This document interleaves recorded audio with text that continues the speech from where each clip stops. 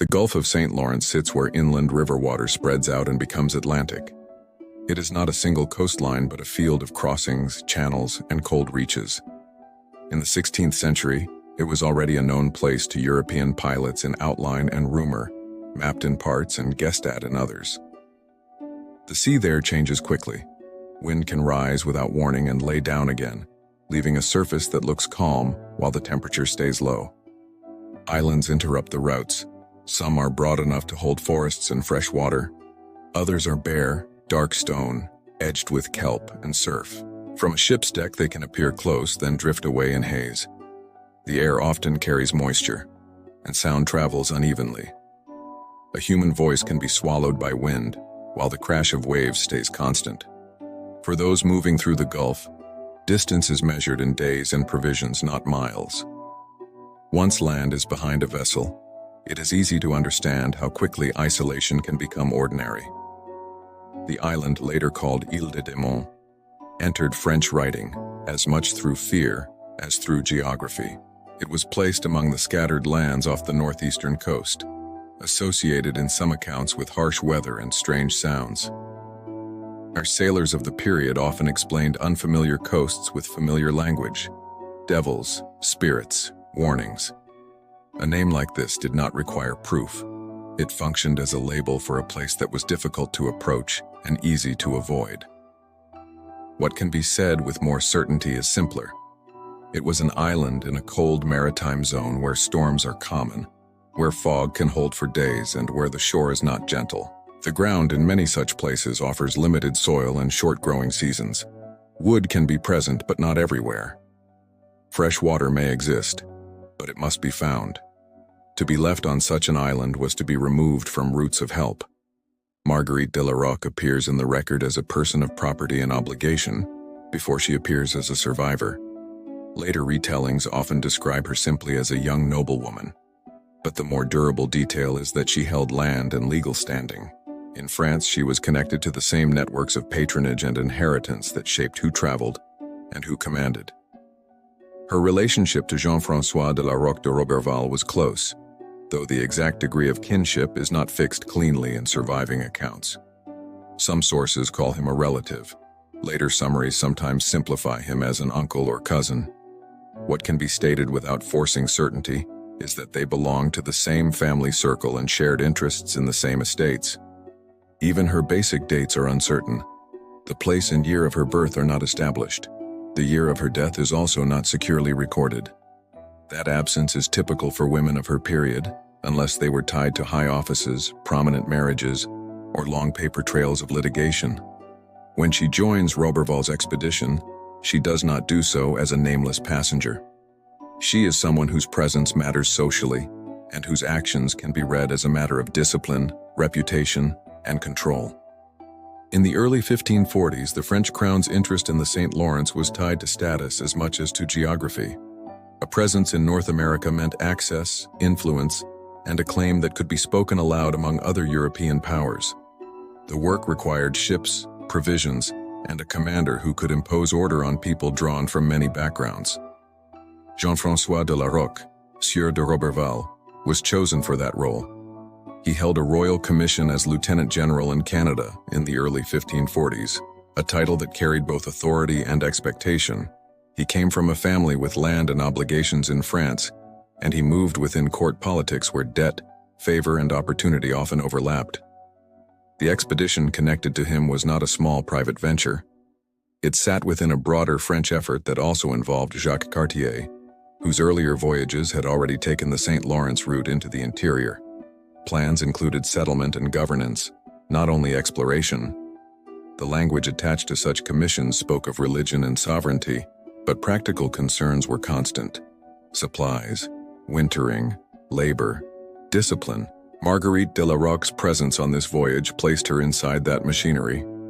She traveled under a commander whose authority was both personal and political, and whose decisions at sea could become final without appeal. A crossing to the St. Lawrence in the 1540s was not a single experience shared equally by everyone on board. It was a hierarchy enclosed in wood and canvas. Command and privilege traveled with space, privacy, and choice. Labor traveled with exposure and risk. Roberval's expedition formed part of France's attempt to establish a lasting foothold along the river, following earlier voyages by Jacques Cartier that had already traced the route inland and identified potential settlement ground. Those projects were framed as colonization as much as exploration, and they required supplies, discipline, and people who could be compelled to work. Within that setting, Marguerite de La Rocque's presence was unusual enough to draw attention in later retellings, but it was not unimaginable. She belonged to the same world of property, obligation, and family interest that made colonial ventures possible. She was also, by the logic of the time, someone whose conduct could be treated as a matter of collective order rather than private life. The ship itself offered little separation from scrutiny. Weeks at sea compressed routines and rumors. Under a commander with legal authority and personal power, small events could become punishable, and punishments could be carried out far from any court that might question them. The central turning point in Marguerite de La Rocque's story is not a storm or a navigational error. It is a decision made within a chain of command. In later written versions, she is punished for an illicit relationship that began during Roberval's 1542 voyage toward New France. The details shift depending on the author, but the shared structure remains. A commander with authority chooses removal instead of return, discipline instead of mediation. Roberval's expedition moved through waters where islands were common, and where putting someone ashore was physically possible with only a boat and a few minutes of coordination. The act did not require elaborate preparation. It required resolve and the expectation that the order would be obeyed. In accounts summarized by later historians, Marguerite is not put ashore alone. A man described as her lover is left with her, and a servant woman is also left behind. Their names are not securely preserved in the early tradition, and some retellings keep the lover deliberately unidentified. Even the sequence is not stable. One version presents the young man being set down first with Marguerite, then insisting on joining him. Another version places her as the initial exile, with the man following after. These differences matter because they show what the record is. Not a ship's log with timings and coordinates, but a story carried through literary and historical writing after the fact, shaped by the morals and motives each writer wanted to emphasize. The island itself is also difficult to pin to a single modern name. Some references place Ile de Démons in the St. Lawrence region, while other traditions associate it more broadly with the harsh island geography near the northeast edge of the continent. What is consistent is the environmental type: cold, exposed, and distant from routine traffic. Once the ship leaves, the abandonment becomes a fact that cannot be argued with. The punishment is no longer social. It becomes physical. The world reduces to shoreline, weather, and the materials within reach. Once Marguerite de La Rocque and the small group with her were put ashore, the situation stopped belonging to shipboard discipline and began belonging to the island. Later accounts agree on the basic fact of abandonment and on the outcome that followed. She remained, others with her died, and she survived until rescue some years later. The specific island is not identified with certainty in the surviving record, and the label Ile de Démons functions as much as a literary marker as a fixed coordinate. The first practical question in such a place is not distance but exposure. On a cold Atlantic edge, wind and damp can erode strength faster than hunger. Shelter is the earliest form of control. Contemporary writers who retell her story do not provide a detailed blueprint of what she built, and it would be incorrect to supply one. What can be said, without adding invention, is what the circumstances require. Any chance of enduring for weeks, and then for months, depends on finding or creating a barrier against rain, fog, and sudden drops in temperature. In a rocky coastal landscape, that barrier can be made from existing features: overhangs, hollows, tree cover, combined with whatever can be gathered and carried. Fire follows shelter, because fire reshapes time. It dries clothing. It hardens resolve into a sequence of tasks. It also depends on conditions that are not guaranteed. Enough dry material, enough protection from wind, enough repetition to keep it alive. Accounts that mention her survival imply the successful maintenance of heat through more than one season. since she is described as remaining on the island for years rather than days. That does not prove a particular method, but it does indicate that routine work, collecting fuel, shielding embers, restarting when lost, became part of daily life. Water is often present on maritime islands, but safe water is not automatic. Salt water surrounds everything and cannot be used for drinking. Fresh water, if it exists, must be located and protected. A small stream, pooled rainwater, or a seep from higher ground can sustain a person, but only if the search succeeds and only if access continues through freezing weather. The sources that preserve her story do not describe where she drank. They simply leave the broader implication: she solved the most basic problem long enough for the later events, birth, death, and continued survival, to take place. Nothing in the record suggests comfort. The early stage is better understood as organization under pressure. There is the shoreline, the interior, the weather, and whatever a small group can keep from being lost or soaked. From that point onward, survival is less a single act than a repeated decision to maintain shelter, fire, and water against conditions that do not improve. In the written tradition that preserves Marguerite de La Rocque's ordeal, food is mentioned as part of the general fact of endurance, rather than described as a menu. The surviving accounts do not provide an itemized record of what was eaten on which day, and any attempt to supply that would turn absence into invention. What can be said is limited to what these coasts make possible, and what long survival would almost certainly require. The environment sets the options. The survivors adapt within them. On islands in the Gulf of St. Lawrence region and along nearby Atlantic approaches, the shoreline itself is often the first source of calories. Tides expose edible life and then hide it again. Shellfish can be gathered where conditions allow. Seaweed can be used in small quantities.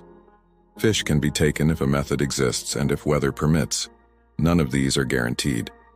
All depend on the ability to work close to cold water without losing heat or strength. Later retellings of Marguerite's story, including the version associated with Marguerite of Navarre's Heptameron, present the island as harsh but not barren, suggesting that some resources were available to be gathered or hunted. The same tradition also states that the man left with her died, and that the servant woman died as well, leaving Marguerite alone. In that arc, food and labor shift from shared to solitary. In the beginning, gathering and watchfulness can be divided. Later, every task belongs to one person. Seasonality would have governed everything. In warmer months, daylight lengthens and the shoreline is easier to work. In colder months, options narrow and time spent outside becomes more costly. If any storage was possible, drying, smoking, caching, it would have reduced risk. But the sources do not say this occurred, and it should not be asserted as fact. What can be stated is the implication. Surviving for years means passing through multiple seasonal changes without a supply ship, without predictable trade, and without the surplus that a planned expedition would carry. Food in that context is not a matter of preference, it is a rhythm. Search, gather, conserve. It is also a discipline of limits. The island does not provide more because a person needs more. It provides what it provides, and it demands constant attention in exchange. By the time Marguerite is described as being alone, nourishment becomes even more than sustenance. It becomes the boundary between continued capacity and collapse, maintained day after day with no witness and no certainty that rescue exists. The accounts that survive about Marguerite de La Rocque do not preserve a daily log.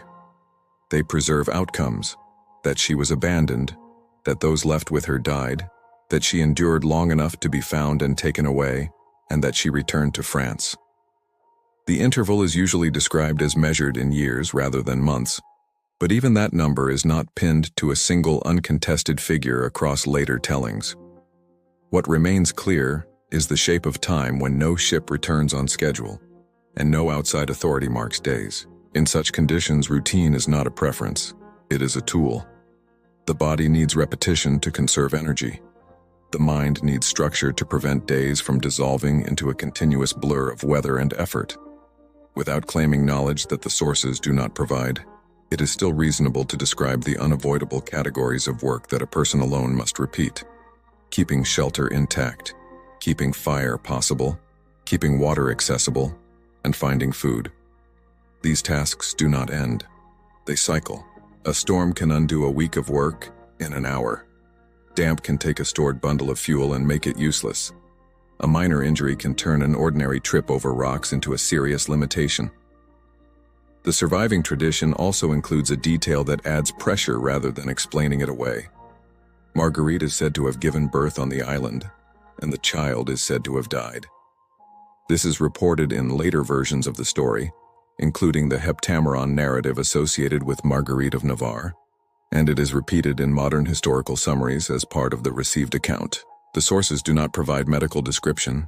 They do not provide dates. They simply state the fact as part of the attrition that narrowed her world. Pregnancy and birth in isolation would change routine in ways that cannot be fully reconstructed from the record. It would reduce mobility and increase need at the same time. After the child's death, routine would shift again, returning to solitary maintenance under an added layer of loss that the sources acknowledge without dramatizing. Without a calendar, the natural world becomes the measure. Light lengthens and shortens. Birds arrive and depart. Ice appears, then breaks. If she survived for years, she watched these changes repeat, not as scenery, but as a sequence of problems and brief reprieves. Time becomes circular, but the body is not. Strength is spent and must be renewed. Injuries accumulate. The island does not remember previous seasons, but a person does. What the record ultimately suggests is not a single heroic moment, but continuity, an ability to keep doing the necessary work through repeated cycles, long after the situation should have ended. The longer Marguerite de La Rocque remained on the island, the more survival became a process of subtraction. The early problem was exposure. After that, the problem was continuity, maintaining the same basic needs through weather changes, fatigue, and the slow erosion of materials. A small group can divide labor, share warmth, and take turns watching the shoreline. A solitary person cannot. In the versions that have come down, Marguerite's companions die, leaving her alone with the same requirements and fewer reserves. The record is thin on medical detail. No contemporary clinical description exists of symptoms, diagnoses, or timing. What survives is narrative and summary. Roberval put her ashore with a lover and a servant. The lover died. The servant died. A child born on the island died. Marguerite lived. Those statements appear repeatedly in later tellings, including the well-known literary version associated with L'Heptameron, published posthumously in 1558, which presents the episode as a moral account as much as a report. Death on an island like this does not require a single catastrophe. It can come from ordinary things made severe by isolation, cold that prevents recovery, damp that keeps clothing wet, minor wounds that do not heal well, and nutrition that fluctuates with tides and seasons. Even when food exists, it may not be steady enough to protect strength over time. Even when fresh water exists, reaching it in bad weather can cost more energy than it gives back. These are general constraints of the environment, and they press harder as tools wear out and the body tires. The loss of companions also changes the terms of risk. Two people can attempt a task that is unsafe alone. They can return together from a shoreline scramble, or one can help if the other slips. When those people are gone, every trip becomes a single-point failure. A fall, an infection, or a storm that arrives mid-task becomes more consequential because there is no backup. The island is not only isolated from ships, it is eventually isolated from shared effort. Some later versions include a brief, stark detail. Marguerite gives birth during her time on the island and the child dies. Again, the sources do not preserve dates, and they do not describe the circumstances. The fact is carried as part of the larger pattern of attrition. It adds a practical burden and then leaves absence in its wake. In the economy of survival, pregnancy and birth would have limited mobility and increased need. After the child's death, the workload does not decrease. It simply returns to the baseline, now with less strength and more strain. Psychological pressure in the surviving accounts is handled in a restrained way. Writers note endurance rather than interior thought. That restraint is useful here because it prevents invention. What can be said, without pretending to know her private mind, is that prolonged isolation changes perception. When no one answers, a person measures the world by immediate feedback. Whether fire catches, whether water is reachable, whether weather clears. Longer-term expectations weaken because there is no reliable evidence that rescue is coming. Time can feel repetitive because the same problems return, but it can also feel unstable because storms and illness rearrange priorities without warning. The name Île des Démons itself reflects how easily fear attaches to such places. The label suggests voices on wind, sounds misread as presence, and the tendency of sailors to describe harsh coasts in supernatural terms. Whether Marguerite ever used that name is not the point. The point is that the surrounding culture understood the island as a place where ordinary rules of safety did not apply. By the time she is alone, the story narrows to a single figure maintaining a life against conditions that do not soften. The deaths remove labor and warmth. They also remove witness. What remains in the historical trace is the bare fact that she persisted long enough for an external interruption to occur, someone arriving, seeing signs of life, and taking her away. In that sense, the escalation phase is not an increase in drama. It is an increase in fragility, where the same tasks continue, but the margin for error becomes almost non-existent. Rescue in this story is not described as a planned search.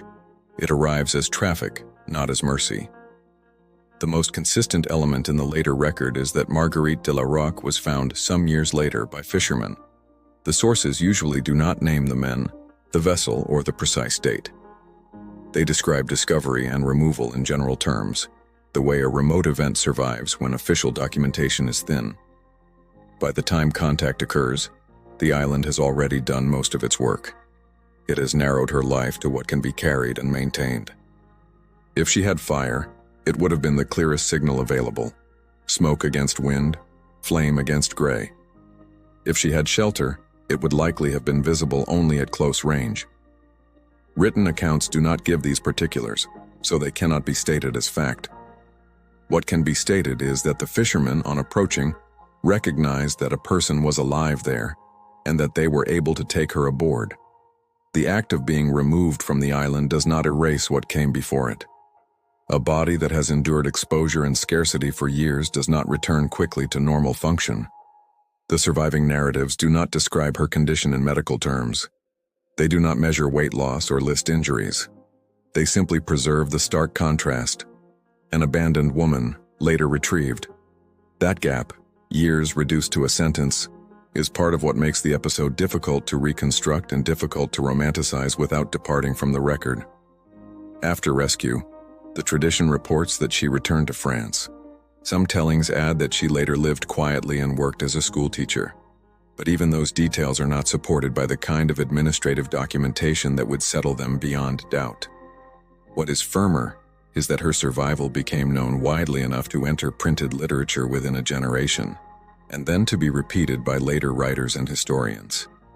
In that sense, the island releases her in two ways. First, physically, through the chance arrival of a working boat. Second, historically, through the fact that her removal allows the story to travel back across the Atlantic. What remains on the island is unrecorded. What returns is a survivor, and the knowledge, calmly stated without ornament, that she did not die where she was left. Marguerite de La Rocque's survival is preserved unevenly. Like much 16th century history, it is not held in a single official report with dates and coordinates. It is carried through literary retelling, later historical compilation, and modern summary. That means the outline is strong while the interior is sparse. She is put ashore. Companions die. She endures. Fishermen remove her. She returns to France. Around that spine, the record leaves wide blank spaces. Those blanks matter. They prevent a clean lesson. They also resist dramatization if the goal is accuracy. What remains is the historical significance of the act itself. Abandonment used as discipline within a colonial venture, carried out in a geography where exile could become a death sentence. Her survival does not redeem the decision that placed her there. It only proves that the outcome was not inevitable. The name Île des Démons repeated over centuries, shows how people tried to hold the place in memory. A dangerous coast becomes a haunted one in language, because that is easier to carry than a set of nautical bearings. Her story persists in part because it sits at the intersection of exploration, power, and vulnerability. It is survival inside a political project, not outside it. In the end, the documentary fact is plain. She lived through what was meant to remove her from the world. Then she re-entered it quietly,